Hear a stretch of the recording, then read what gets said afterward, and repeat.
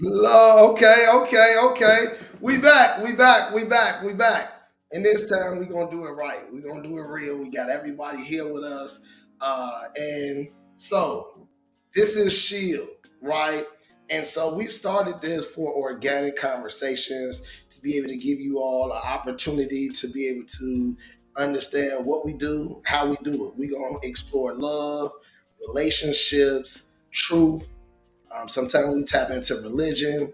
We tap into a lot of different things, right? So I just want to welcome you on in. Come on in. Welcome, right? If you have any questions or you want to comment live, I suggest that you come on over to YouTube. The link is on our story, so come over to YouTube just so you don't get cut off. IG shuts off after the first hour. So I welcome you on in. Want to give you a proper introduction, right, of what we do and how we do it, right? We initially started in 2013 as men. It was like a men ministry thing where we all came together. This thing has grew every single year, and so now here we are. This is the step before we transition over to a podcast. So I just want to welcome you on in and understand that now we have women perspectives, men perspectives, and so this is how we do it. We just make it happen. So I'm gonna make introductions first, and then I'm gonna get straight into this interview, and then I want you all to make comments or be able to be ready to be able to ask Terrell questions after we finish with this one. I'm really prepared this time, so I'm ready for the smoke. So up first we have Lim. He wasn't here last week. That's Lim right there in the red in the car. That's Lim right there. So Lim has been with us from the beginning. Up next, we got Rome, right? So we got Rome next. That's Romy. He been here from the beginning as well. We started this all long time ago, 2013, and this is what we have elevated to. Then we have Bishop. Bishop, he's a fan favorite. He always gonna give you one. So he might say some stuff ignorant, but just forgive him. God bless his soul. And then last behind the scenes, we have Suge. He'll never show his face, but that's fine. He behind the scene making sure all of this is great. You see our names on the screen. You see the questions that he answering. He's behind doing all the technical things, and we really, really appreciate him. Thank you so much, Keith. Sorry, I did say should, but should Keith, whatever you want to call him. That's my homeboy. Okay, so and then now I'm just go. You could do the side by side screen if you will, Suge. I did my introduction this time. I'm ready. Y'all ready? Yes, Ooh. sir. Let's get it. Okay, so the man of the hour, the author of Too Cool for Love, right? Or Too Cool to Love. He's a son, he's an uncle, he's a friend, he's a star, he's full of charisma. You might have seen him on a lot of things. Lopper magazine. He went by the name of World Class Boy. When he first moved out here to LA. He moved out here when he was 19. He's a preacher's kid. That man was signed to various record labels, one being Virgin Records in the 90s. He appeared on the Oprah Show, the Steve Harvey Show. He had collaborations with the WWE female star Ariane. He's the CEO of I Life Marketing Corporation. He attended Kent State University, mortgage banker and broker, private wealth management specialist, and he hails from Cleveland, Ohio, former known as T-Mac, my big brother, my friend, Terrell Mack.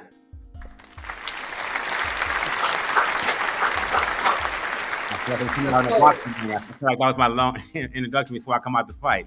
Hey! How you like my introduction though? How I do? Did I do good? You did good, a little better than last time. Last time when you did it, I felt like I was some kind of a pimp or something. But this time it was you got the accolades a little bit more accurate. I appreciate it. Thank you. We ain't bringing up old stuff, man. This is all we living in the present, not the past, right? Okay, right. so I'm gonna go ahead and get started if you don't mind, and mainly because once I get started now, what I want to do is open it up for some questions, answers, female perspectives, etc. So this is gonna be an interview, and I'm just gonna ask you questions, and you could just flow with it, right? So tell me, Terrell, how long have you been interested in the subjects of relationships in general? Interested in terms of doing a book is one thing, but I've been doing relationship management for probably 30 plus years. I've always had a knack for resolve, a knack for establishing things that establish the through line, whether it be relationship with individuals, finances, and family. I've always done it since I was really 14 years old. That elevated me from the streets of Cleveland, Ohio, up to working with billionaires and private wealth management, working with relationship management space with Oprah Winfrey's and the Steve Harvey that you mentioned, and a plethora of other people that I can't mention due to some NDAs. but but I've been around a long time, and so I always want to point out that Too Cool to Love, in terms of what it is a relationship management tool. It isn't particularly about relationship between a man and a woman, although you'll find plenty of through lines that will connect that space and provide opportunities in that space.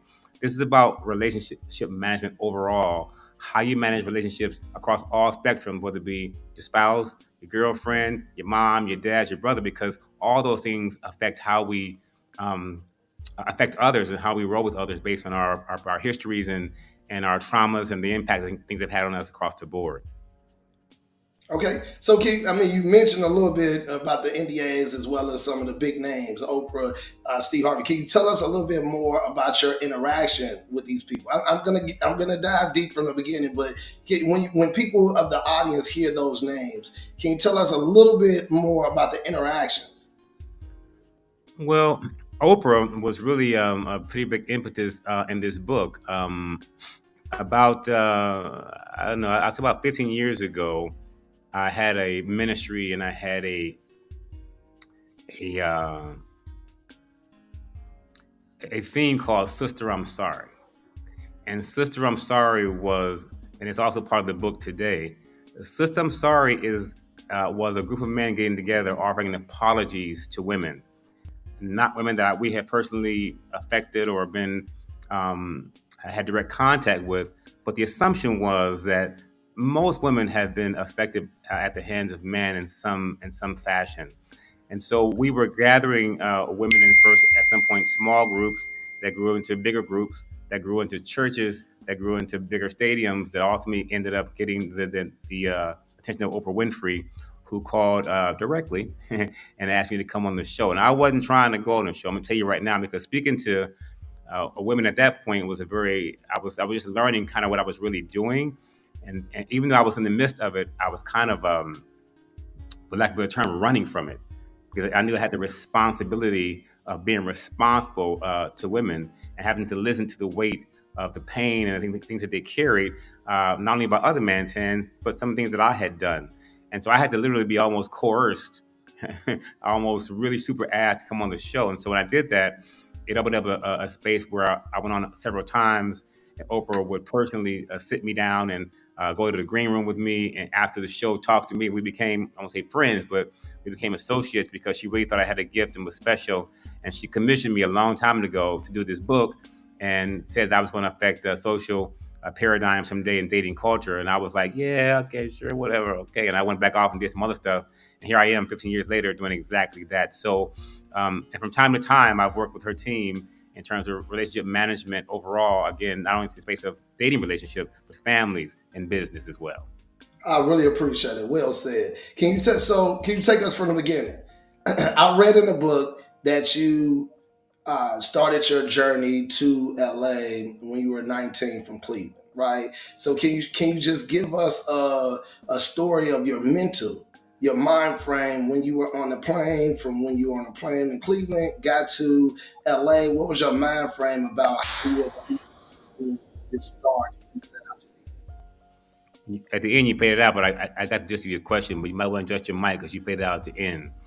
But I will say this before I talk about the plane ride. I'll tell you a little bit about what happened. So I grew up and talk about having the toolbox. I grew up with an empty toolbox. There was no father in the home. I had a mother, a strong mother who brought up six children on her own. I'm the baby of the family, so I was always known as like the golden child. I was a perfect kid. Always went to school, great academics. I was just really like a little angel. You can count on Terrell for always being there, being a nice kid. And so as I speak about now today, it is so important to have the right role models because now I'm in the seventh grade and I'm starting to not be in school as much. I'm starting to find my role models in men, other men and the blocks of Cleveland, Ohio. And Cleveland, Ohio is no joke. You know, these are that's where the hustlers and the pimps in the hardcore role.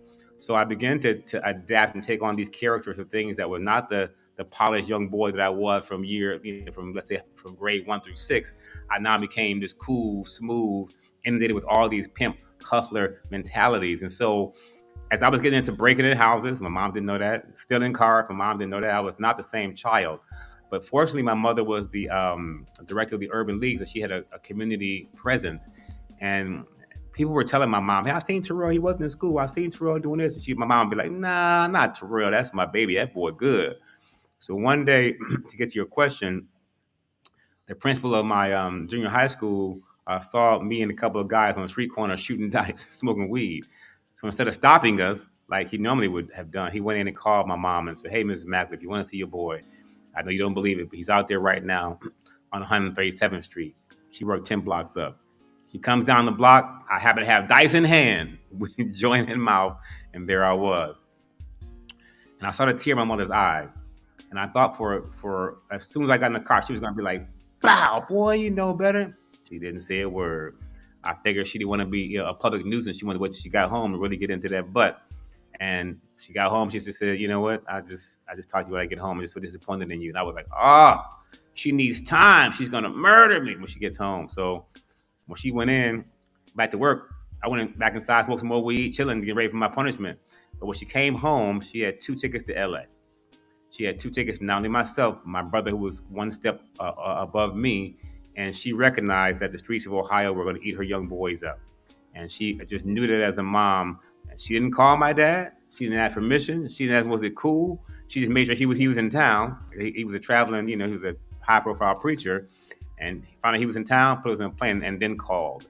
And so at the time, I'm just thinking, hey, I'm gonna go be with my dad, because at the end of the day, all young men desire a male presence and a father if you can have one. So I knew my dad was well to do. So I was like, I'm about to go to Cali and wild out. I didn't know what that really meant. I just knew I was going to Cali, like a boy from Cleveland who don't want to go to California, right? And so I get to California. They pick me up in the big Continental. I see all the palm trees. It was really like a Fresh Prince of Bel Air story, going from Cleveland, from the hood, to being kind of a hood rat, to now coming to Cali, now being in the cycle of ministry with my father at the big church, LA Christian Center, and having that lifestyle. They began to collide, and so I began to. Now I went from being a little bit wilding out to a total little Bible toter. Not a Bible quote. Okay, so and so I read all of that, and I think a really really important part that you did not mention is your dad just recently got married when that happened.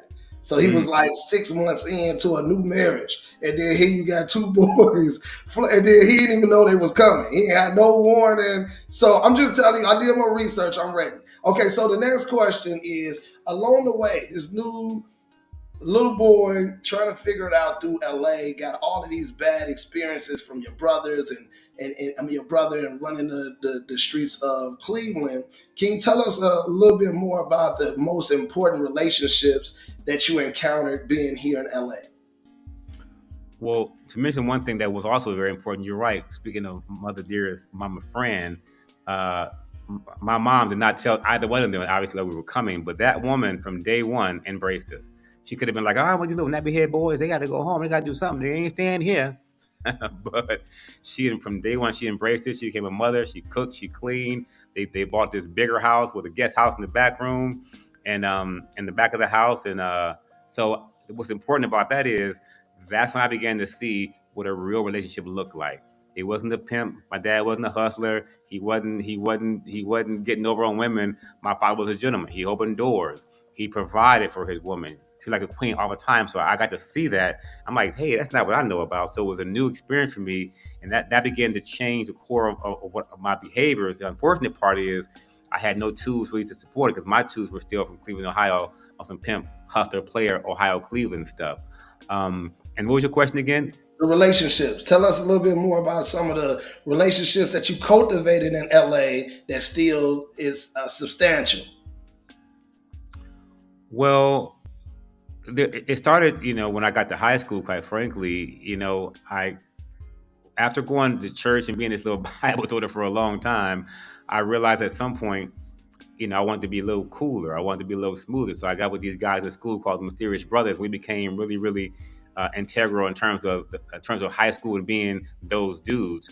But my mom also worked at Motown Records, so that's when I got to meet the Berry Gordy's, the Smokey Robinsons, and I began to formulate my music, timbres from that point forward, and I began to cultivate more relationships and helping people because of my now that I had some spiritual acumen. I was able to help some of the young men, some of the young ladies, and start teaching some of the core things from the messages from the Bible and positivity that I got from going to church and being with my dad. And I just started adding relationships as I went on. And some of them also being your brother, who I've had for 30 years now, Rob Richardson and Sean, and a couple other cats were influential in those relationships. I love it. You also mentioned in the book that love can be harsh in general. You gave an analogy. It's funny that we talked about Mike Tyson before the segment started. I see you now. But you gave an analogy of Mike Tyson punching somebody and that being compared to an unhealthy, abusive relationship. Can you elaborate on that a little bit more? Yeah, man, that's probably one of the most toughest chapters in the book to read. Many people ask me to leave it out. Many women um, were affected by it in such a way because women have gone through this. The chapter is actually called Rape. It's spelled RAPE.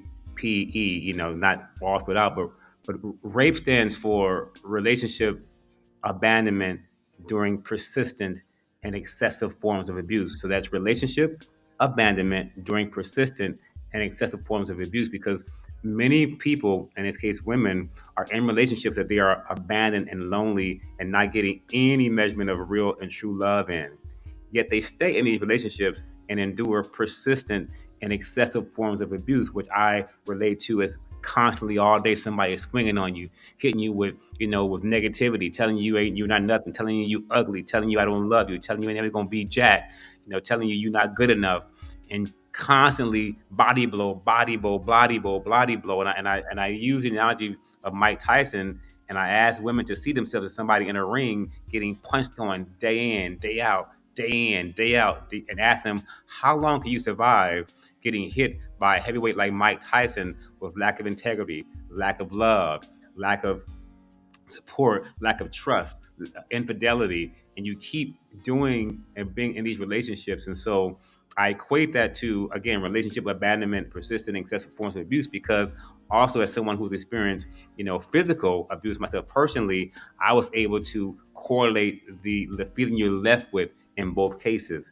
The feeling of emptiness, the feeling of lack of self-esteem and no value and not knowing what to do and how you be understood by your peers. Because once you are abused in any form, it leaves you empty, and it leaves you in a very ugly place and leaves you battered, beaten, and bruised, just as you were in the ring with Mike Tyson. I love it. Just a few more questions because I want to try to wrap up before 6 and we can have questions and answers. One of my favorite parts, believe it or not, of the book was when you talked about the pliers, right? How you were shaped and molded by your brother because he was doing his thing and he was the don of the neighborhood as you were growing up, right? Can you talk a little bit more about this, because I think a lot of brothers we got a lot of time to talk about the women, but I think a lot of brothers can relate to the you called it the pliers in the tools, because I mean you could talk about the toolbox syndrome when you talk about all the tools, but I want you to specify the plier, if you will. Well, the pliers was like what I say were getting a broken set of pliers with my first tool, Right, which was not having a father. right. So when I talk about the toolbox overall, over a period of time, we're all putting things in our toolbox, wherever it comes from, whether it's from a broken home, single family home, abuse, physical abuse, financial hardships. These things all form a certain set of ideologies in our brain that I equate to the toolbox. So the pliers for me, and I actually speak specifically to the pliers, I was saying my first tool in my toolbox was a jacked up pair of pliers because I had no father. So these pliers couldn't grip, they couldn't hold, they couldn't hold anything together, they couldn't screw anything tighter because um, they were broken. They were not fit to do the job that the tool was designed to do. And so there's all types of tools, from the pliers to the razors to all of the black marker, all these things that I equate to experiences in my life that gave me a toolbox that left me unequipped to build a proper relationship. My toolbox was not equipped to build a proper, loving, fulfilling, successful, caring, loving relationship with anyone. My toolbox, including the broken pliers, were hustler, player, loneliness, non-trust, no father, nothing to count on. I had nothing to grip. So my toolbox was miscalibrated completely, and it took me years to be able to clean that up. But the broken plier was specific to the first tool. It wasn't my brother. It was my dad. Not having a dad was like getting my first tool with like a broken pair of pliers. Yeah, I have that here. I didn't read it verbatim, but what I was talking about in particular, the fact that you had no father there, it led you to trying to be more like your brother, right? And he was really popular in the neighborhood.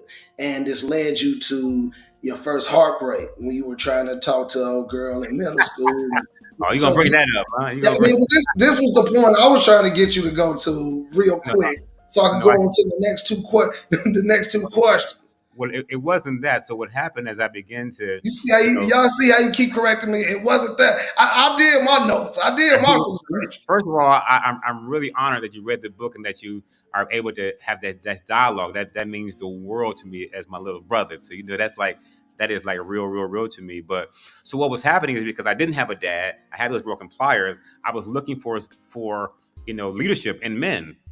My brother just so happened to be, in the neighborhood, the Don, the basketball player. He had a great job at 18. He had money, cars, and women. So I was like, that's my brother. He's a man, and I'm his little brother.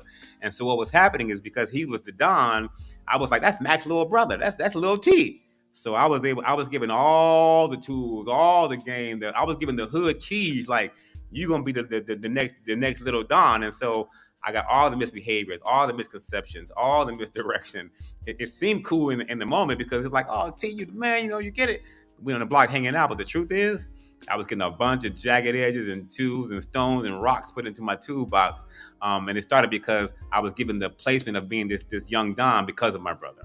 I love it. Thank you for that. Can you break down? I got a few more questions. Can you break down the trophy life as it relates to men and women? The trophy life. Well, yeah, this one is also a very touchy one, because let's be honest. We all. Hey, hold on. I want to dedicate this session to my boy Bishop down below. Go ahead. Tell us about the trophy life. This is a dedication, though. Go ahead. We're all looking for these trophies and these dime pieces, what we equate as a dime piece, and it's all really based on what's visual, how fine she is, how hot she is, that bias. So the trophy is not even for yourself. The trophy is when you're around your boys, you can be like, dang, T, ooh, T. And so we constantly are looking to impress the people around us with the trophies that we bring, and little to do with what's happening inside, or whether anyone has the business, the relationship acuity to develop a relationship. It's about the trophy. And for women, it's different. It's about the wallet. It's about what can she show. It's about the cars. She can show her friends on social media. She got the trophy to do with the bank. She can travel, on the boats, the yachts, go to Nobu whenever she wants to go. And so we're all chasing these trophies. Now, the one thing that's different about men and women is that with trophies, once you get a trophy, it's only good for so long. You take that trophy, you put that in your trophy case, and you go after the next trophy and the next trophy. And soon, men are looking for trophy cases. We don't just have a trophy, we have a trophy case. And if we aren't careful, we have a lot of junk, stained, and dinged up trophy cases, because they may look good in the general concept of viewing them, but when you really take a deeper look, they're tarnished. I love it. A few more questions. Can you tell us a little bit more about the life as a FICO score? You compared relationships to your FICO score. You did some reading, boy. Listen, man. Hey, dog, I take my job very seriously. Muffy, I appreciate that. come on. Again, a very, very important.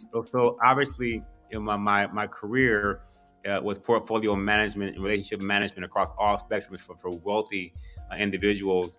And so I came from low to moderate income up to the wealthy. And at the end of the day, we all know what credit is. We all know the importance of having a high credit score or as a FICO score. In terms of if you got an 800 FICO score, you can pretty much get whatever you want. If you got a 500 FICO score, it's a wrap. So we spend so much time developing our financial credit and our things that are going to get us financial success. But I equate that. So what I do in the chapter called I believe it's in Purge. I compare traditional credit with life credit and how they both have a FICO importance. And so just like you pay your Bank of America credit card on time, you pay your car payment on time, and that gives you the 800 FICO score. Well, when was the last time you forced somebody to pay you love on time or respect on time or integrity on time? When did you force those things? Because if you're not doing those things just like you would for your credit score, then your life FICO score is low. Your life expectancy is low based on what you expect from a relationship from a woman or from a man, because your FICO score has no sustenance. It has not been developed. You have no positive trade lines of anything that's good that's going on. In order to have a positive FICO score, you need a couple different things. You need on-time payments, you need at least 3 positive trade lines, and you need to have a low risk matrix. Well, if you're doing that with your life, you need to have at least 3 or 4 friends that are positive, that can put into your life positively, that really, really, add value to your life. You need to make sure you and your friends are doing things based on time integrity, showing love, trust, truth, and honor. Those getting paid on time. Because if you late with those things, we also have a deletion letter. Just like when you get from a creditor when you late on something, they give you a little notice saying, hey, little homie, you late. And if you don't get this straight, we about to then your credit. Now you 30 days late. Now you 60. Now you 90. We about to charge you off, which is exactly what you should be doing in your relationship with people. So it's the exact same thing. If people aren't giving you love, trust, respect, honor, and really adding to your life and giving you true value, it needs to be the same thing. Hey, you 30 days late on that. Okay, now you 60 days late. Okay, you 90. But I don't wait that long no more. I'm 30 days late and you out.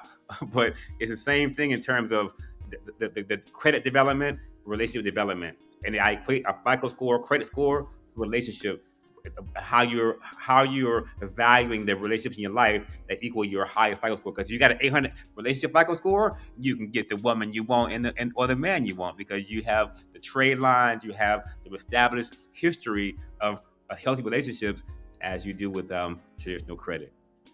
2 more questions, and I'm going to open it up for everybody else. 2 more.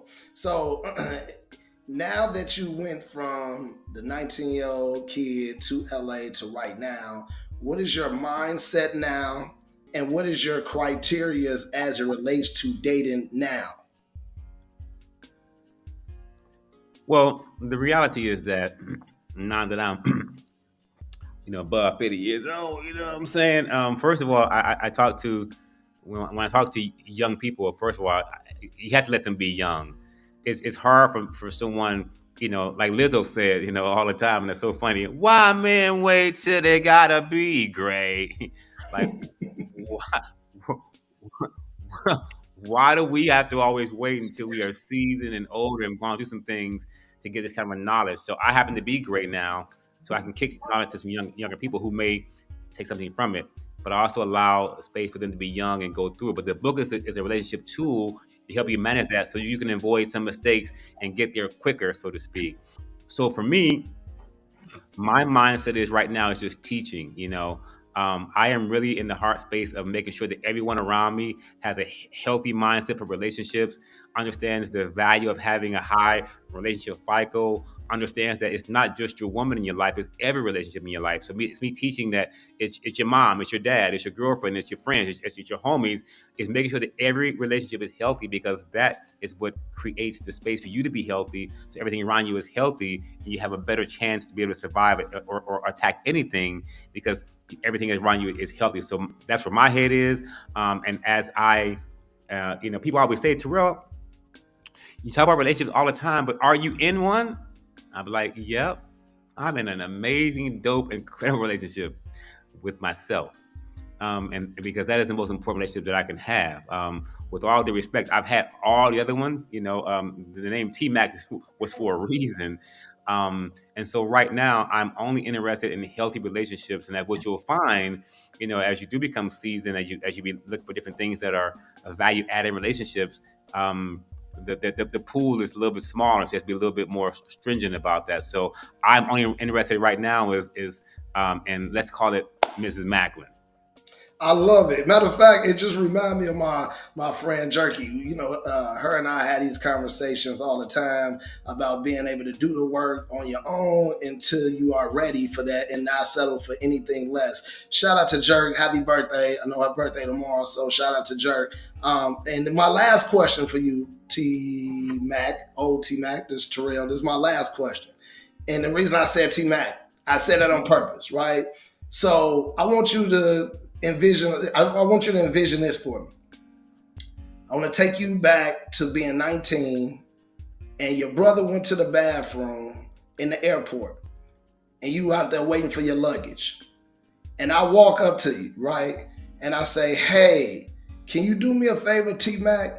Can you tell, or I reversed it. I asked Terrell Macklin, can you tell this young boy something about his life? What would the older T-Mac tell the younger Terrell at the time, or vice versa? What would Terrell tell T-Mac back then? I would tell Terrell or T-Mac the same thing that I always knew, and that's why I'm here today, is you only operate in truth. Whatever you do, be open and honest about it, no matter what it is, no matter how you're rolling, just be truthful. And just deal in the facts only.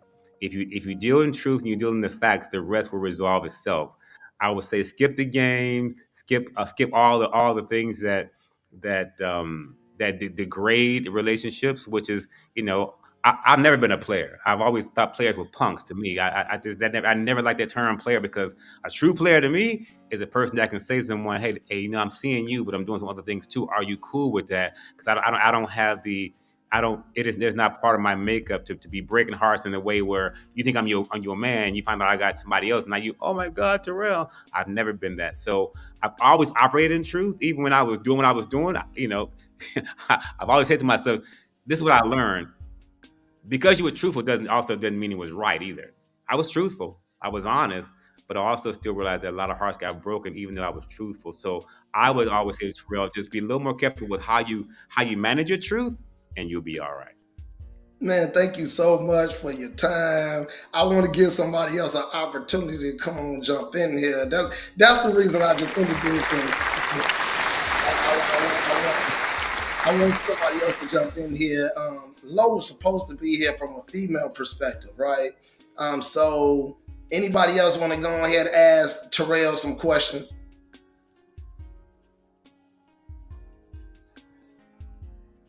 Don't be shy. You see, I got 50 people down there and don't nobody want to say Nathan. Well, come on, Romes. I knew somebody was going to give me one. Can y'all hear me? We can hear you good, brother. Okay. Hey, brother. First and foremost, man, that was really good. I just want to give a shout out to the Mom Dukes, man, because for her to recognize that she had to get you out of the Midwest and put you all in a different environment. A lot of people don't really understand when you're in the Midwest, man. We really grew up in the fast lifestyle environment, and the streets is calling you. And when you're longing for your dad, even if you consciously know that or subconsciously didn't know it, the fact is the streets is going to show you a different type of love than the love that you actually need. But when you don't have any love, you seeking anything that looks like love coming from a male. And sometimes that love is not the right type of love, but you ended up going that route. And for her to recognize that, man, we just want to, pay homage to that, because we have a lot of women listeners, and I don't want them to, because being a single parent mom, it's not easy. And for her to recognize that, just want to give a shout out. I love the thing that you said about the credit with the FICA to the relationship, because I feel like not enough people today are investing in themselves before that man comes along or before that woman comes along. So you're bringing in baggage to the relationship. I haven't read your book yet. I will be purchasing it this week. But do you have anything in your book about, or is it the FICA that talks about baggage, like you call it the toolbox? People, bring in their past relationship things and never really healing from those things and taking that same tools to the next relationship. So can you talk on that? Sure, Rome, and thank you so much. And for any women who may be listening, that is so true. And shout out to, we'll call her Mama Dukes. I thought that was cool.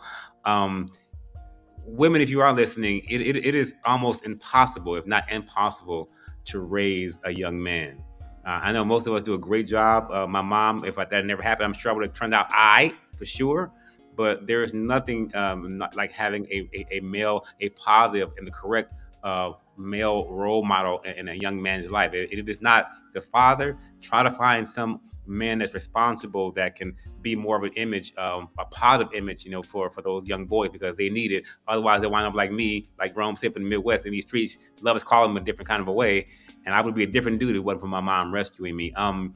As for baggage, the same chapter that talks about the FICO score between relationships and credit management as well is called Purge.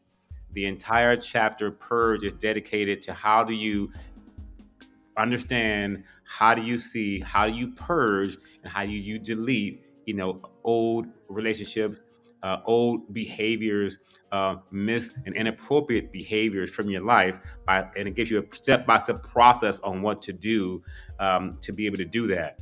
And also, it gives you a very key center point to start identifying the type of relationships you have in your life.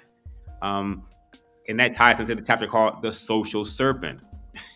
Because many of us have relationships with people who we think are our friends. They're dressed up as our friends or our husbands or our wives or our lovers and all these things, but they're really detrimental to your life.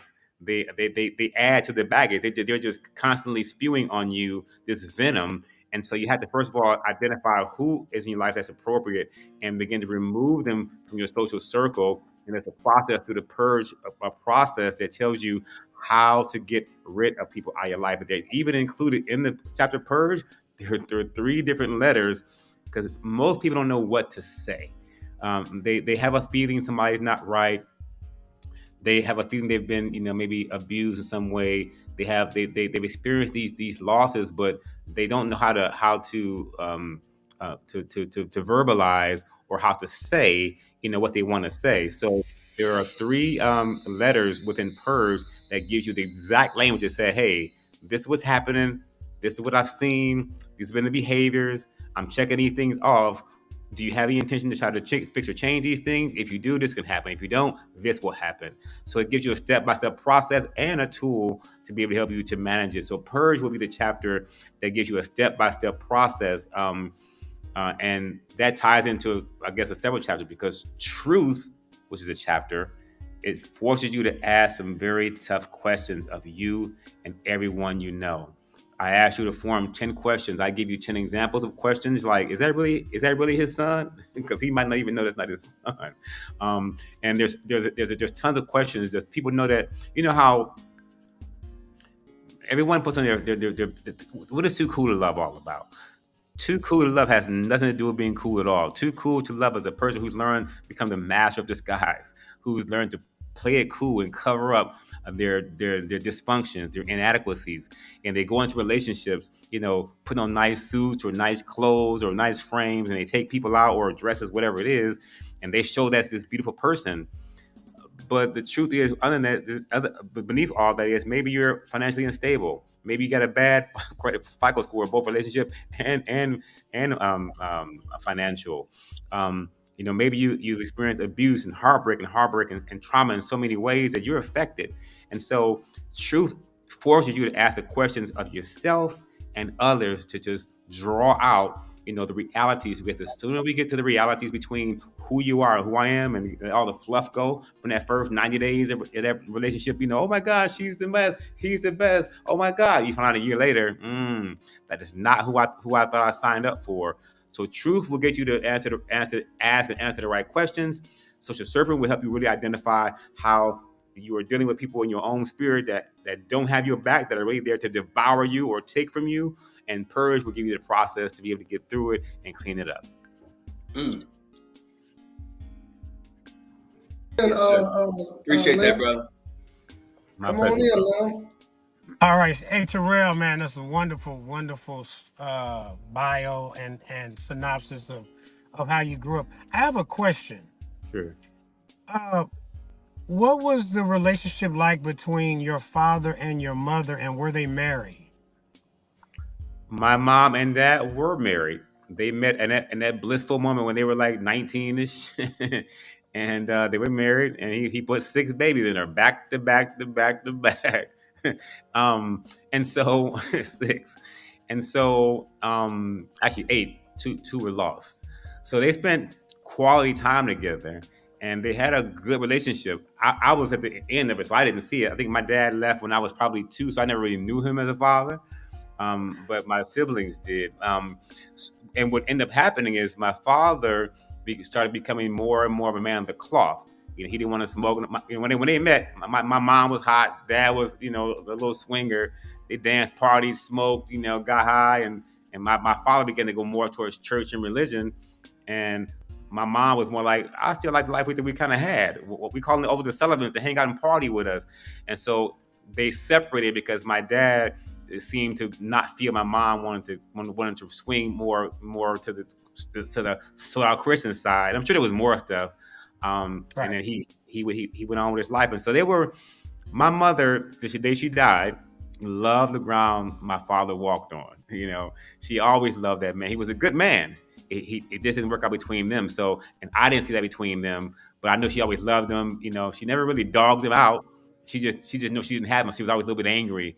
And I think part of her extra punch when she sent us to my dad without telling us was, you just got married. I'm gonna stick it to you and your new wife and show you what it is. But so I did have a father. They were married. They were in a relationship. It was solid for a while. My dad went hard, right religion. My mother was she kept to the Midwest lifestyle, and they grew apart. And thus I ended up a little boy at the crib with no dad. And one more other thing. I have one more thing. Being a PK kid, going to LA, toting the Bible, I know a lot about the PK kid. So Let me ask you a question. Yes, Did sir. you experience a level of cognitive dissonance having these two worlds? You were exposed to one world. Now you're in this world. Let's talk about that a little bit. Great question, man. You've been working out too, Lim. I see you on swole over there. I see you, man. I ain't trying to get there. But great question, man. And that's what I mentioned, getting in relationship with the MBs, Mysterious Brothers. When I first left Cleveland, I was hood. I had broken some houses. I had thrown some cars. I was hustling. It was the women. It was weed. I was a street kid. My mother she had no clue to this day what I really was. So when I got to Cali, it was almost like a night and day. Like, wow, because when I saw, first of all, now I'm living in this big old house, cars. It's everything a young man would want. I got like balling cars. Dad got paper. He wearing. I'm hearing feedback. Lo, put your phone on mute. We hearing the feedback. And so I now got to see what a good man was like, treating a beautiful woman, beautiful in her spirit, someone who was serving God, someone who had morals and values that had nothing to do with the stuff. Matter of fact, she didn't care less about the stuff. She was not impressed by the house and the car. She was all about serving God, which my dad wanted. So to answer your question, when I got to that world, I was like, you know what? I'm good to get the world I was in. I immediately became sold out for God. I'm now Christian. I'm going to church. I'm Sunday. I'm Wednesday. I'm Friday. I'm praising. I'm in the choir. I'm doing all these things. for about a good year or two. But now I was in the 10th grade. And first year in school, I got my little Bible. I'm teaching them, I'm giving the word, saving people, and it was real cool. But to your point, it was kind of like this dude is kind of corny. Why is this good? He's preaching and stuff. It's like ew, whatever. And I began to sense that, and because I was Terrell of old, I was like, I missed the fact that girls used to like me. Girl, I used to be able to be able to attract these kinds of girls. And now they like, ew, okay, Christian guy, whatever. You want to smoke? I was like, nah, let's pray. They're like, nah, I don't want to do all that. So I went through a phase where there was a disconnect, and as I mentioned, and I talk about this in the book, so there was this one dude in class named was James McKissick. He was a leader of the Mysterious Brothers, which I happen to know, and in the 10th grade was the hottest top clique in the school. When we went to school, probably back in the day, everybody had cliques. The A-Team, the Mysterious Brothers, the Chaos. We all had cliques. And I knew this dude was a mysterious brother. I was like, this dude, good looking. I was like, this dude, he the man. And for some reason in class, he got cool with me. We became cool. I actually got him saved, actually. But after getting him saved, he was like, you kind of all right. Why don't you come hang out at the house? We got cool. We got cooler. And next thing you know, he was like, you should be an MB. I was like, what, me? I'm going to be a mysterious brother? And he ordained me as mysterious brother, but that's when it all began again, because mysterious brother, they were players. They were pimps. They were hustlers. And so it tied into my old Ohio world, so it was a perfect match, though it seemed.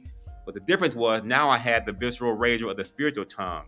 I knew about the power of the tongue. I knew what to say. I knew how to use those things, so I became even respectfully more deadly, and it began a cycle that was divisive for a long time. So yeah, there was a point in there where it was like it was cool, and it was not cool at all. I was corny, didn't want to be corny, wanted to be cool. Got with the highest clique at the school, became super cool, and the saga continued, and it got ugly for a long time.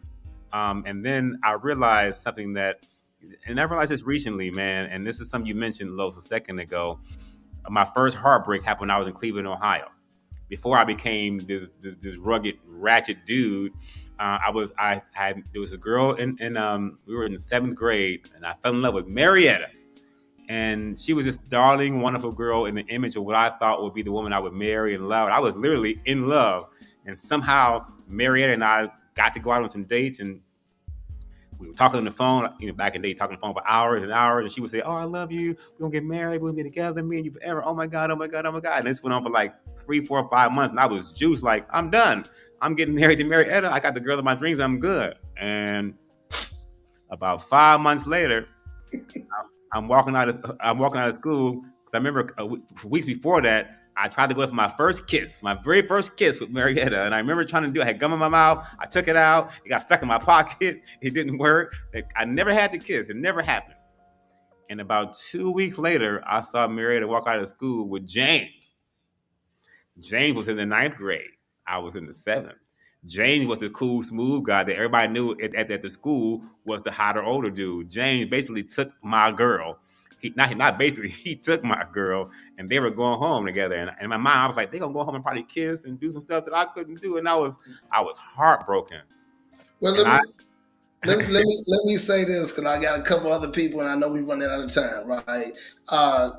That's important. That's the part I was trying to get him to get into early, because a lot of dudes got the same heartbreak story back in the 6th, 7th grade, and this is what ignites this. So I want to hear a female perspective. Come on in, Lo. Let me see what Lo got to say. Lo, what you got to say, baby, for Terrell? Hello, Terrell. I appreciate your vulnerability and your honesty. And one of the things that I remember in your book, how you said you had to unlearn mistreatment of women. But I see you did have a mother figure and you had a daughter. And like you said, your father's example wasn't really there until he got married. So what actually do you feel that was so significant about why you adopted the street instead of seeing the example of how your stepmom treated you as well as her husband, in addition to your mom and your sister? I don't have a daughter. I'm not sure where that part came in at, but I think you said I had a daughter. The father, right? Your stepfather, and you said you mean your real father and your stepmother treated you well, Yes. and then your sister and your mother treated you well. Yeah, Yes, you he said did. you had a bit more of the street, how they treated women in the street. And in your book, you talked about having to unlearn how you were mistreating women. So, what factor, why that weighed heavier on you, the impact of those in the street as opposed to what you saw at home? No, I understand your question. Great question. So before I got to California and all that, I had developed all of my tools were all the non-positive, all let's call it the junk, the hustler, player mentality. That had me gripped at the core, and those at the top of the toolbox, that's what I was given. That's what I took on. That's what I was working with. If I were making a building, my tools were building a nothingness, quite frankly. So when I graduated to seeing my father and mom in a healthy relationship, I definitely was drawn to that, and I became a lot of that dude. But as Lynn pointed out, at some point that became corny. At some point, the people at my school and my peers made me feel, and at 15 years old, I resorted back to like, ooh, I'm not cool. So I resorted back to the old stuff that I knew familiar with that made me so-called cool and understand how to be, this dude that had this more fun life. But as I grew older, the core part of me that learned, from my father and seeing that, I always knew in my heart, in my core, that there was a better way, and there was something that I should do that was more healthy for relationships. And I believe it all really began, quite frankly, with Sister I'm Sorry. Where I was thinking my mid 30s then, and I realized by listening to women who I hadn't personally been involved with that I heard their stories. I heard the pain from their relationships, from their fathers, from their previous marriages. And I was so distraught and I got angry about it. And that's when I felt responsible. I didn't do it to all those women, but as a man, I represented what men operate as. And I vowed from that point forward that I was not going to be that way anymore. And so it was. Let me So switch gears.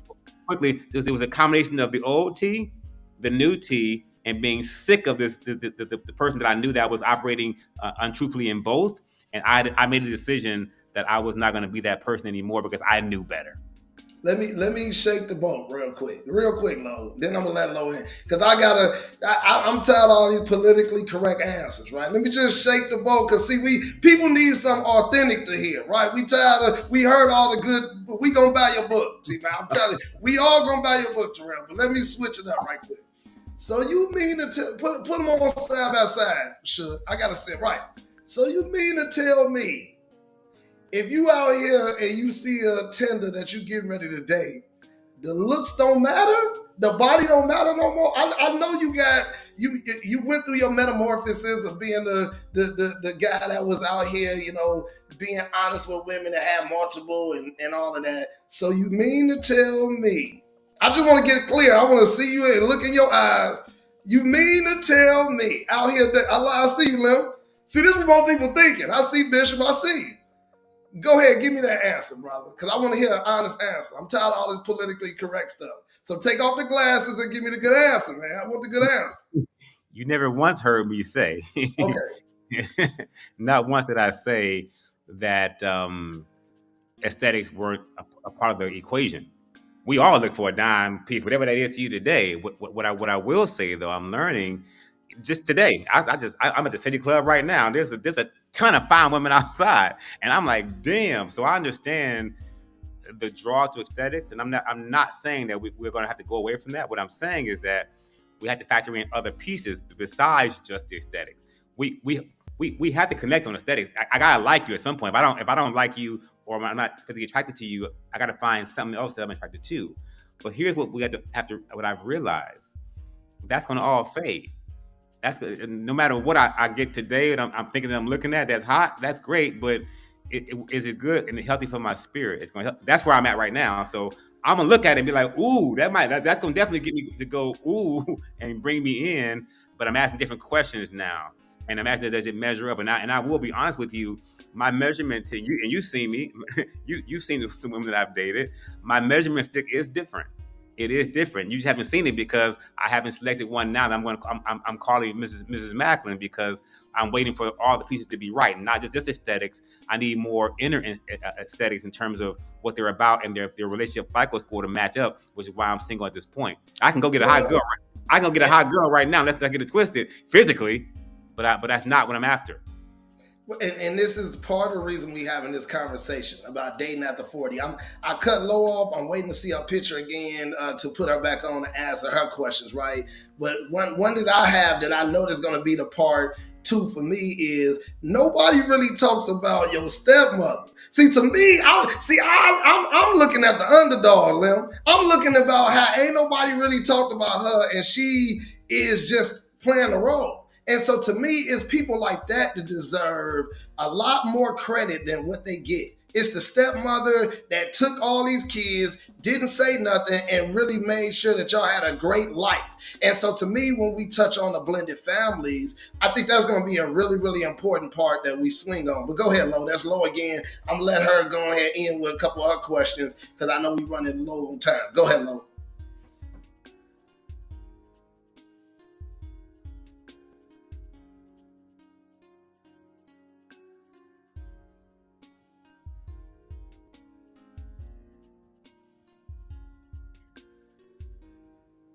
We can't hear you. We can see you, but we just can't hear you.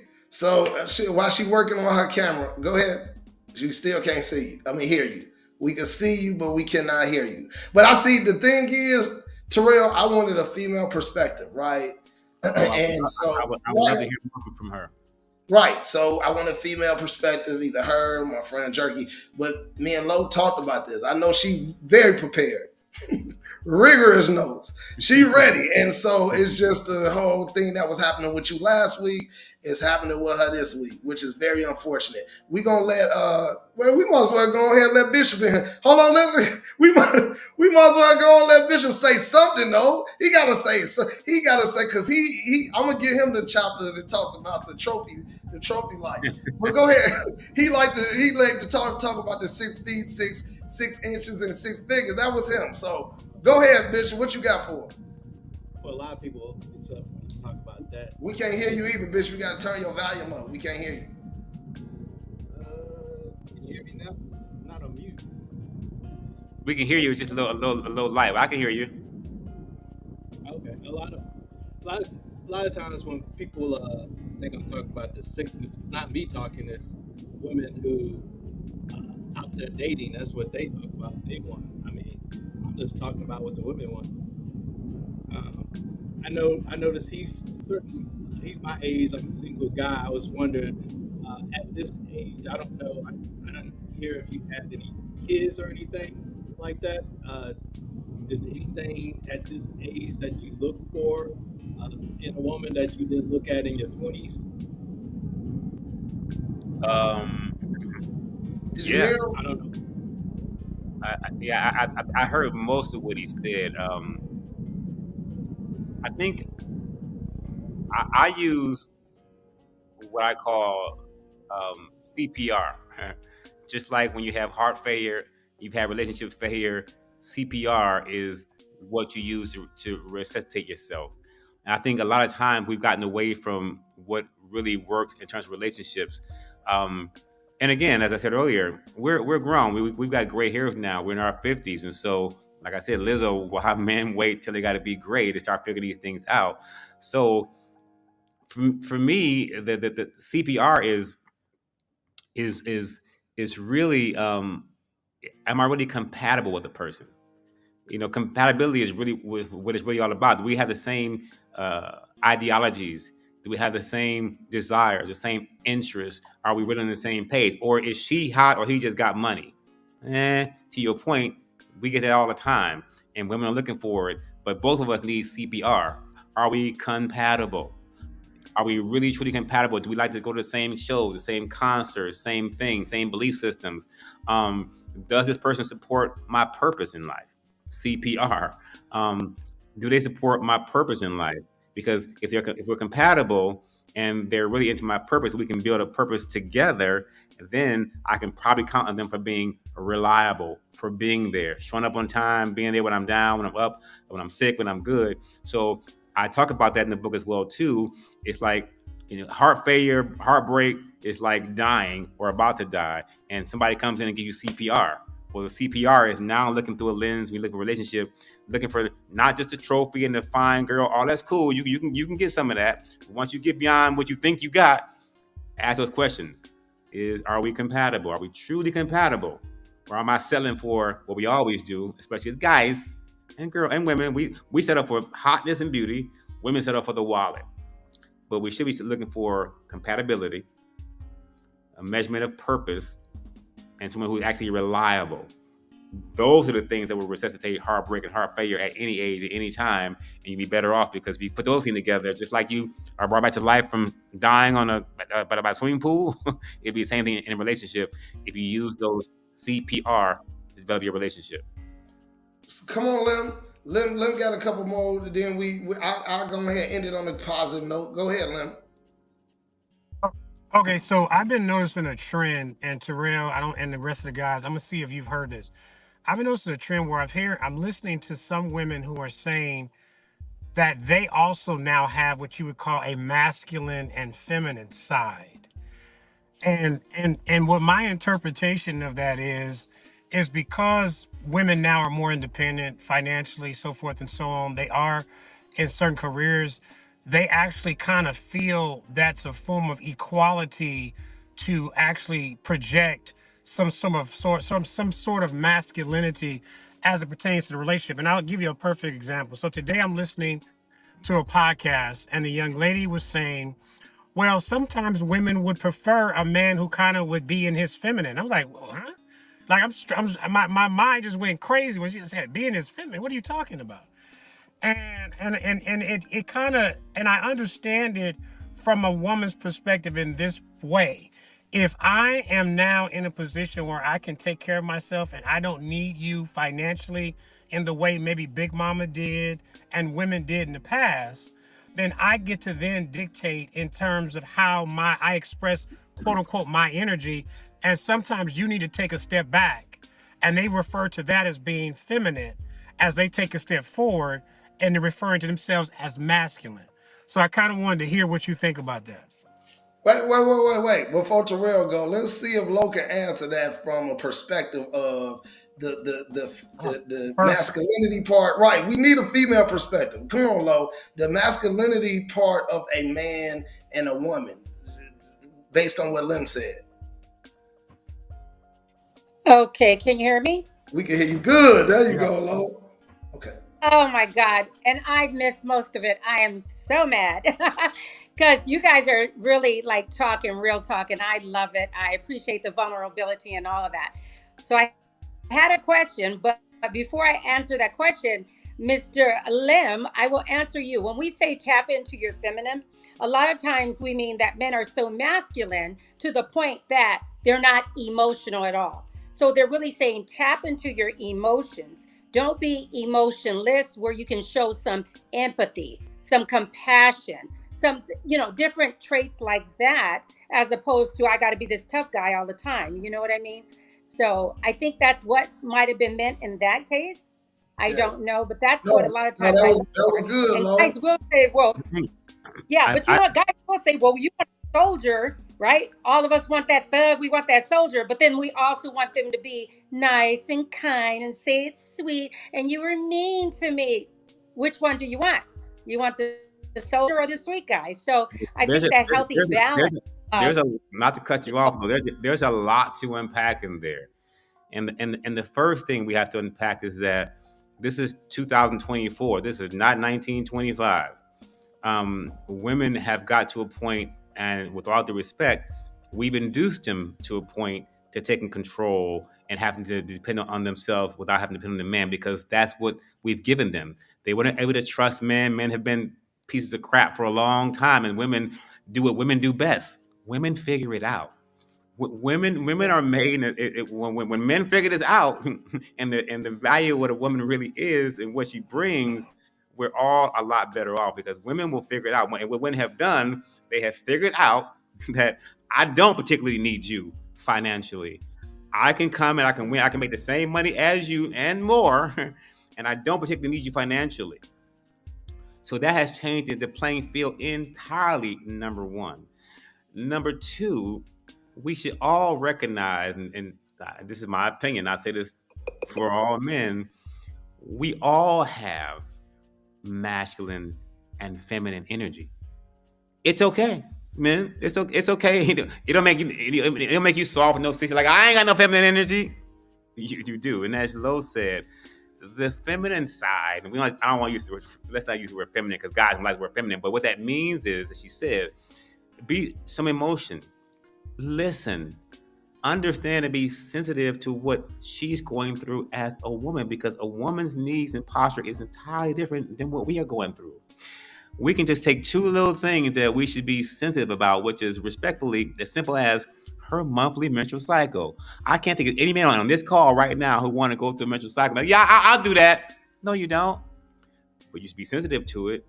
You should be soft about it. You should understand what she's going through, what that means, and not treat her like something else. You should understand how to cater to a woman's side of nurturing because that is a softer side. It doesn't make you less of a man. And I also believe, with all due respect, I don't care who's making the money in the house. She can be making $1 million. I can be making 100,000. That does not have to change the dynamic of my role as a man and my leadership. Only a man who's weak in his own posture allows that to fall apart. You know how many men be like uncomfortable with their woman making more money than them? I'm like, but we'll make that money because we, as a team, as a family, in the partnership, are going to win. And that's part of releasing some of that so-called feminine energy, so to speak. So when they say feminine, don't take it as a soft feminine thing. Just recognize that we're talking about emotional sensitivity, rolling back the irons is to say that women are different. Women are different. Women are nurturing. Women are typically loving. But now they've added into it some bruteness. And quite frankly, brothers, we ain't ready for it. And if you ain't careful, it's going to be a wrap. So the old Los will go all the way there, but I'm gonna go ahead and Lo, get your perspective. Hold on, No. Lo, give your perspective on what he said. Give us the traditional part of what changed from dating then and dating now. So she didn't cut off again. Here we go. So here we go. So where you at, Lim? So Lim didn't cut off too. You might as well cut him off too, Shug. I guess it's me, you, and Rome standing. Okay. So tell me specifically how it, because when you talk about, I done seen this happen numerous of times. They go, Lo, do you want me to get in? Or Lo, are you back? So Terrell, I didn't see this. I'll let her speak whenever her mic is on. Are you back? So Terrell, can you tell me specifically as it relates to the one, because I didn't see this in real time. One of my friends, I ain't gonna say his name, really close friend. I got a lot of friends, right? But one of my friends, his wife was making more than him, way more than him. And he was the man. And matter of fact, it was a situation where she did the crossover on him real fast because he was like, I want to be able to provide it any way I can. So let me pick up some of the duties. I clean around the house. I take the kids to the daycare. He was doing all of that, right? And he was a man's man, but his insecurities was like, hey, I need to make more. Like, I can't have my wife doing all of this because I feel like I'm not really doing my main job, which is providing. Is she back? Go ahead, Lo. You back? Okay, so and the bottom line, Terrell, is she ended up cheating, right? She ended up cheating with one of her coworkers. It was a really, really bad situation, and to make matters worse, it was she was cheating with another girl, right? And it was really, really, really bad, right? But what the premise, the point is, my man went through a lot of heartbreak, which he was able to bounce back from. He's doing phenomenal now. But the point I'm just trying to make to you is, yes, it can be done, but it's really, really hard. And I guarantee you, if we get Stedman on the call right now, if we get Stedman on the call right now. He'll tell you. Yeah, Hey, hey, don't do that, Lim. Don't do it. We not going there with that. Hey, Don't do I need that, to get Lim. some. No, we gonna put We the. get, I'm taking the gloves off. I'm taking no, the gloves off. Here stop, we go. Lim, stop. Cause see, Terrell I'm taking the know gloves off. Oprah. He know Oprah and personally. And what I'm saying is, I'm not talking about Oprah. I don't okay, want to go talk ahead. about Oprah. I'm not We talking can't about even Oprah. hear you good. Here's Your where sound. I can hear him. Okay, go ahead. All right, here's my pushback. My pushback is this, is that I don't believe the modern day woman can respect a man that she out earns. That's really challenging for her. And we've seen women say this out of their mouth. It's hard for me to respect a man that I out earn. He's got to meet me at my level or higher financially for me to respect him. Part of that is a residual effect of capitalism, ladies and gentlemen. If money doesn't matter, we don't live in a socialist economy or world. It is about money, and unfortunately, women today and men. And I'll tell you why I believe this. So I believe 75% of men are in prison right now trying to impress a woman from a financial standpoint. They was out there trying to get it. And women have an influence on us. And this is a case in point to Terrell. When he went to school, he cared about not being the cool kid. He cared about what women thought about him. As much as it was right to hold that Bible and to be about that word, there was a balance. There was a tug and a pull at him. That doesn't always go away, because as a man, there's something in us. You want to call it's innate. You want to call it ego, but we do want to be able to provide for the women in our space. And when a woman tells you to your face, I won't respect you if you can't take care of me financially, and I can have all the money. Like, for instance, today we have women who make great money and will say, yes, that's fine, but my money is not your money.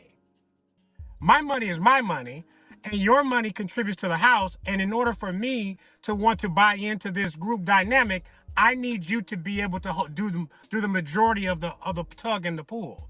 Now, is that everybody's situation? No. There are men who are stay-at-home fathers. I recognize that. But in popular culture, and I hate to say that, we see it all the time, women mouthing off, Cheesecake Factory ain't good enough. This ain't good enough. You don't make enough money. I'm used to this. And social media has been a monster in this respect, because now everybody can see what everybody proclaims and projects to be. So the money is out there, the vacations is out there, the wonderful, all that is in your face. And children and teenagers are seeing it at an early age. So I just wanted to say, without saying, but I'll say it, that yes, it can happen, but it's extremely challenging for a woman to be able also to subdue her ego and have a situation. I'm gonna say it. I don't believe a woman wants to take care of a man in any fashion financially. I'm just gonna say it just like that. That is not attractive for her. And we'll leave it right there. And bring on the heat. You didn't took the gloves off. Come on, Terrell. What you got for us? I think everyone is right in this conversation. Things have changed dramatically, but I think it's all about breaking down all the paradigms that put women in that mental state, because there are plenty of women, just like there are plenty of women who feel that way. There are plenty of women who do not. I personally know, I can't mention no names, but she is the top CEO in Fortune 500 companies today at this moment, making millions. And her husband, he regular old guy. They are the happiest, most positive couple on the planet because they understand the paradigm. That's probably an anomaly. But because of social media, you're right, because of the glitz, the glam, because of the high value man and what he's supposed to do for me, people have gotten off track to what really works in terms of CPR. Are we compatible? Are they here for my purpose? Are they reliable? Instead, we're looking at stuff. We're looking at trophies. We're looking at items. We're looking at these things, and both men or women are confused. But if you do the work and you undress all these things in a healthy dynamic, it's a partnership. It should not matter. It should not matter who's making the most money if the partnership is properly balanced and properly nourished. If it's her, great. You don't hate on that. Most men hate on it, and you are correct, Lim. Some women, because of how they're conditioned, because of social media and other factors, have this mindset of, I'm making $1 million. If he ain't making 2, he ain't my kind of dude. And this is where the book becomes important, because we have to do the work to address all of that, to get down to the core items of, again, is the person I'm with compatible to me? Are they here for my purpose? And are they reliable to the partnership that we're building? If they are, it should not matter. But I know that's an anomaly statement, because overall, as Lim said, people don't feel that way. But that's where the work needs to begin to address all of that. I'd like to hear from Lo. She's back. Hello.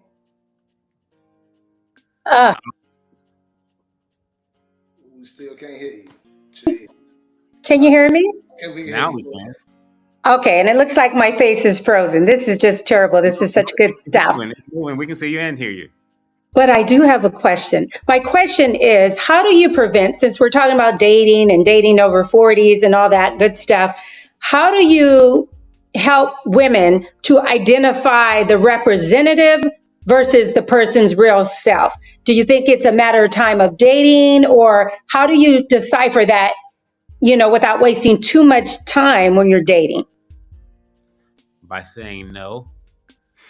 But say no, how to what? Like, if you ask me out and you have the chivalry and you're doing all the things that I love, but it's actually the representative that you're showing me because you want me. And then later in time, I find that if you let some time pass, a lot of times you end up seeing that their true colors, you could say. So what do you feel about that? And it's the same with women. They could be showing you their representative, not their true colors. What is your take? You slow down and you say no a lot. You say, what happens is you see the representative and you start moving fast. Oh, go this date, on the next date, and everything is going good. And you stop saying no. When you start saying no, is he gonna pick up the phone and try to really get you to go on that next date? Or he gonna be like, whatever. In other words, the faster you are able to establish your posture and what you stand for as a woman by saying no to some of the things. No, I'm not coming to your crib after 10 o'clock. No, I'm not going to some dating spot that fosters, intimacy. No, because a true person, they're there for you, is going to cut through all the mustard and identify the things that are important to you to get to the yes. When you say yes a lot, yeah, I go on Thursday, we can go on next Tuesday too, and we can go to the house, get a glass of wine, or we go to church and then we go on the picnic. You keep saying yes because you're happy with the representative. Start saying no and pushing back, because that's when you'll find out whether this person is gonna shine through. It's easy to cover up when they see you smiling and happy. Right. It's just like when everything is going right, it's easy to praise God when everything is going right. What about when they're going wrong? What about when you don't have no money? What about when you get evicted? How do you show up then? It's very similar in a relationship. When you start saying no and slowing someone up and pushing back on the things that seem to make easy sense, you'll quicker identify a person's true intentions, because all people want to do is get you to the first couple of days and they want to sleep with you. They don't want to commit to a relationship. Over 40, we're looking for a relationship. We're not looking to go to the house on Friday night. We're trying to find relationships. And when I say no, I don't mean just everything is no, no, no, no, no. But you know when to say no, but we keep saying yes. Yeah, I'll go. Oh, yeah, I'm going to do that. Yeah, no. The answer is no. And why? One of the cheat sheets I gave a long time ago when we talked about this subject, right? I was just saying. Can't hear. So one of the cheat sheets I gave her a long time ago was this. I told her, in order to understand a man in general, I told Jerky this, everybody I talked to, I was like, this is your cheat sheet for women. And I'm going to put this online so you'll be able to understand. I'm going to give you a free game from Lois. And I didn't write the book, but I know this. If you want cheat sheet of, if you know that this is the ideal man, what you can do is just start subliminally mention the things that you need. Man, my tires just went out. I do need my nails done on next Thursday. Because if you say stuff in general, just in talking, most men are providers and we try to figure out how to solve your issue.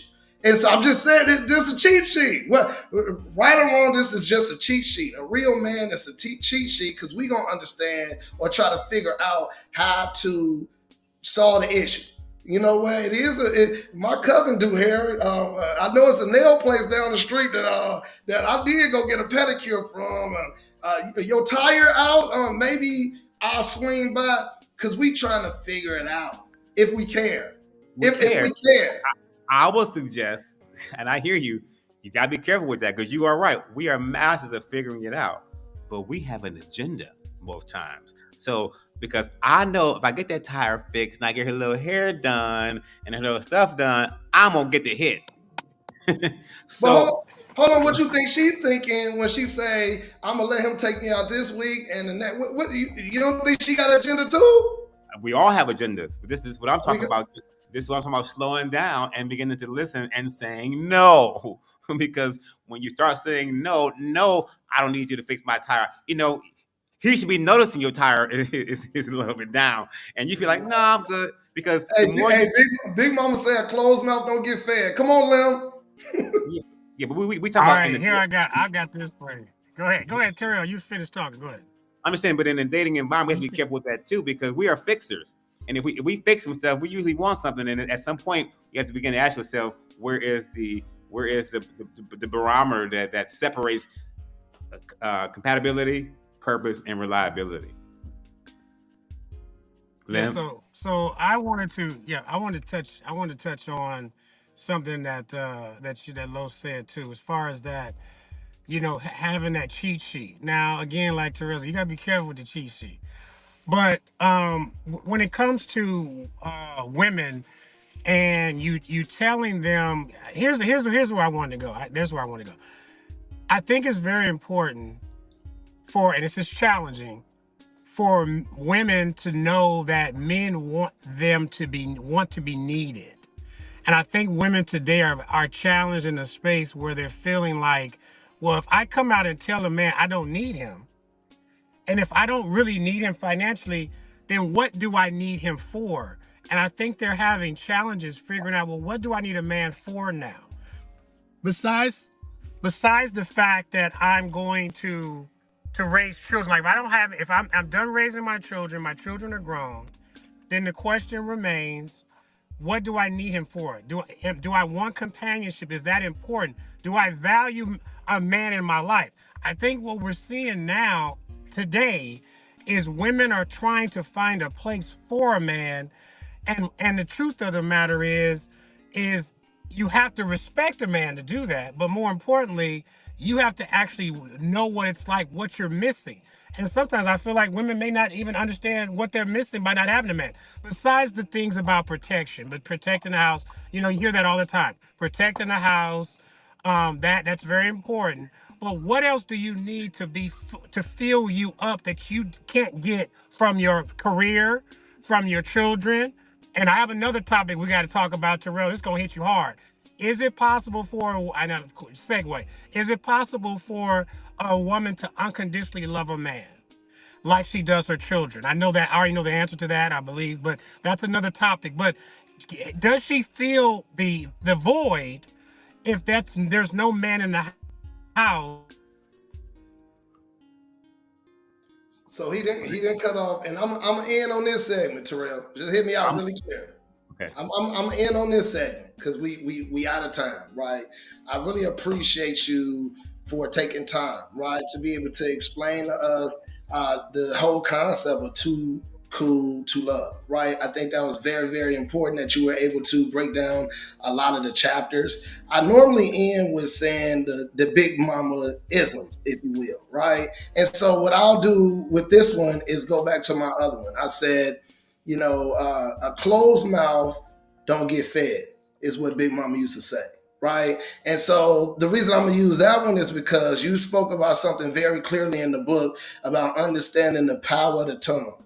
The Bible say you can speak life or death is in the power of your tongue. So that means you can speak life into a situation or you can speak death into a situation, right? And that includes your relationship. So you can speak your relationship to where you want it to be, or you can speak it bad, So you got to be very, very careful with your words and your mouth and being able to speak blessings to your situation. So if you don't want to date and you want to date with intentions, like my homegirl Jerk said, and being able to find your husband or find your wife, then that is being able to date intentionally. And so to me, I would be remiss to leave this and the whole subject I gave about the whole cheat sheet. I want you to be able to understand if he really like you or not. That is what I'm saying. If this man is he gonna jump through some hoops or loops to wing out the bad guy, if you will. And so I really appreciate the audience for listening. I really appreciate Lo for joining us. Next week, we will have a next topic. Hopefully, you'll join us again, Terrell. Thank you so much for your time. Be blessed, brother. And hey, I want y'all to subscribe to YouTube, like the YouTube channel, and make sure you go get the book, Too Cool to Love by Terrell Macklin. Thank you.